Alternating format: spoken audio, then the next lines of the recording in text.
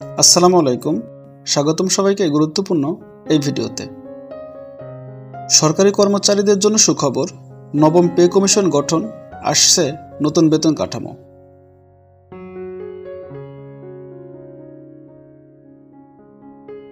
দীর্ঘ প্রতীক্ষার অবসান, সরকারি কর্মকর্তা কর্মচারীদের জন্য নবম পে কমিশন গঠন করেছে অন্তর্বর্তী সরকার।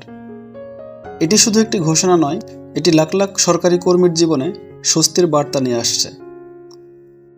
বৃহস্পতিবার 24 জুলাই 2025 অন্তর্বর্তী সরকারের উপদেষ্টা পরিষদের এক গুরুত্বপূর্ণ সভায় এই কমিশন গঠনের সিদ্ধান্ত নেওয়া হয়। সভার সভাপতিত্ব করেন প্রধান উপদেষ্টা অধ্যাপক ডক্টর মোহাম্মদ ইউনূস। এই কমিশনের প্রধান করা হয়েছে সাবেক অর্থ সচিব এবং বিশ্বব্যাংকের বিকল্প পরিচালক জাকির আহমেদ খানকে। তার নেতৃত্বে গঠিত এই কমিশনকে আগামী 6 মাসের মধ্যে সরকারের কাছে একটি পূর্ণাঙ্গ প্রতিবেদন জমা দিতে বলা হয়েছে। বর্তমানে সরকারি কর্মকর্তা কর্মচারীরা 2015 সালের 8ম পে স্কেল অনুযায়ী বেতন ভাতা পাচ্ছেন।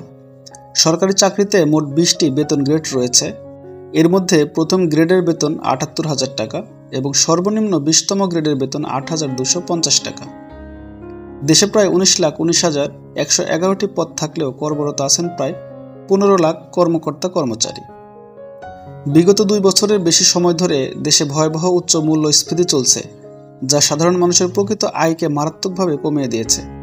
এই কঠিন বাস্তবতায় সরকারি কর্মচারীদের জীবনযাত্রার মান উন্নয়নে নতুন বেতন কাঠামো গঠনের প্রয়োজনীয়তা ছিল অপরিসীম।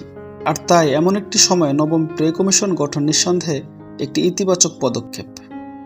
জনপ্রশাসন মন্ত্রণালয়ের সিনিয়র সচিব ডক্টর মোহাম্মদ মোখলেস উর রহমান জানিয়েছেন, পে কমিশন গঠন একটি সময় সাপেক্ষ এবং জটিল প্রক্রিয়া।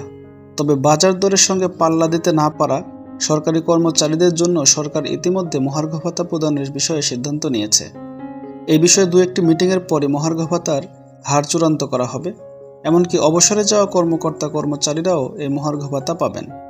চলতি 2025-26 অর্থ বছরে বাজেটে সরকারি কর্মকর্তাদের বেতন বাবদ প্রায় 13,483 কোটি এবং কর্মচারীদের বেতন বাবদ প্রায় 30,048 কোটি টাকা বরাদ্দ রাখা হয়েছে। সব মিলিয়ে বেতন ভাতা খাতে মোট বরাদ্দ করা হয়েছে 84,684 কোটি টাকা। বাংলাদেশ সচিবালয় কর্মকর্তা কর্মচারী সংযুক্ত পরিষদের সভাপতি বাদিউল কবির এই কমিশন গঠনকে স্বাগত জানিয়েছেন। তিনি বলেছেন, তারা দীর্ঘদিন ধরে পে কমিশন গঠনের দাবি নিয়ে আসছিলেন। তিনি কমিশনের কাছে বেতন গ্রেড 20 থেকে কমিয়ে 12তে নামিয়ে আনার অনুরোধ জানিয়েছেন, যাতে বেতন বৈষম্য কমে আসে এবং কর্মচারীরা সম্মানজনক জীবনযাপন করতে পারে। প্রতি 8 বছর অন্তর পে স্কেল দেওয়ার নিয়ম থাকলেও এবার প্রায় 2.5 বছর বেশি সময় অতিবাহিত হয়েছে। কর্মচারীরা আশা করছেন এই কমিশন তাদের আর্থিক ক্ষতি পুষিয়ে দেবে। নবম পে কমিশন কতটা দ্রুত এবং কার্যকরভাবে কাজ করে সেটাই এখন দেখার বিষয়। সরকারি কর্মচারীদের জন্য এক নতুন দিগন্ত উন্মোচন করতে যাচ্ছে নবম পে কমিশন। আশা করা যায় এর মাধ্যমে দেশের এই বৃহৎ জনগোষ্ঠীর জীবনযাত্রার মান উন্নীত হবে এবং তারা আরও উদ্দীপনার সাথে দেশের সেবায় নিজেকে নিয়োজিত করতে পারবেন। আপনার মন্তব্য কি? এই পে কমিশন থেকে আপনার প্রত্যাশা কি?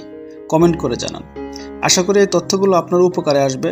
সরকারি কর্মচারীদের এই খবরটি যদি আপনাকে একটু আশান্বিত করে থাকে তাহলে ভিডিওতে একটি লাইক দিয়ে আমাদের উৎসাহিত করুন। আপনার মূল্যবান মতামত কমেন্টে লিখে জানান। এই গুরুত্বপূর্ণ খবরটি সবার কাছে পৌঁছে দিতে ভিডিওটি শেয়ার করুন এবং আমাদের পরিবারের সদস্য হতে চ্যানেলটি সাবস্ক্রাইব করে পাশেই থাকুন। সকলে ভালো থাকুন, সুস্থ থাকুন। আল্লাহ হাফেজ।